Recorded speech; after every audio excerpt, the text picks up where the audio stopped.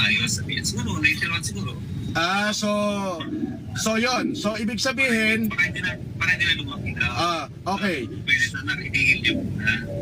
So Kumbaga, gusto niya kumalma ako.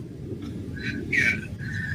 Pero sabi ko, nasaktan kasi yung tao din. Wala akong malay-malay. Tumulong na nga. Yun ang tumulong na nga. Siya pa yung ganun. So, ako ma'am, sabi ko, ako ay... Seconds. Go! Okay, tapos sabi niya kumalma ako. Kumalma lang ako. Ano ang magandang, sa tingin mo, magandang gawin ma'am?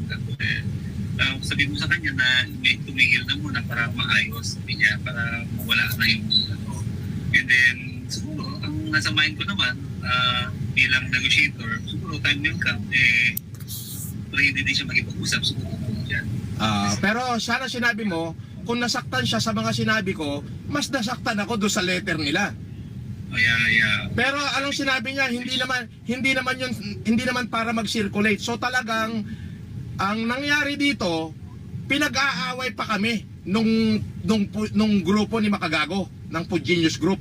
Hindi actually intention yan na i-publish yan. Wala naman daw siyang, nasa email lang daw yan. Nasa email. Just hindi yan, nagulat ka siya, ba't na lumabas So syempre ako, katulad ko, kahit yung mga abogado ko,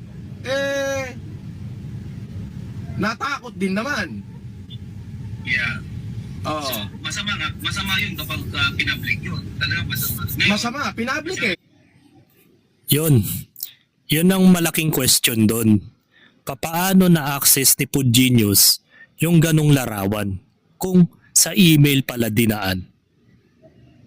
So nangangahulugan, tama siguro yung spekulasyon ko na isa sa mga in-interview yung naglabas nun. Sino ba yung mga na-interview niya?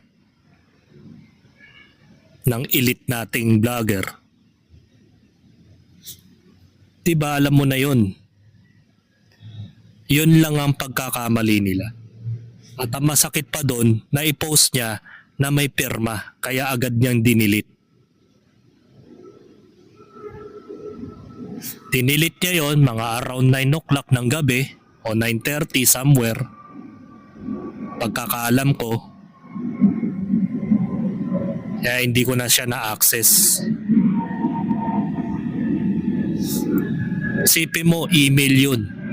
Paano mahahak ng isang tao o paano niya malalaman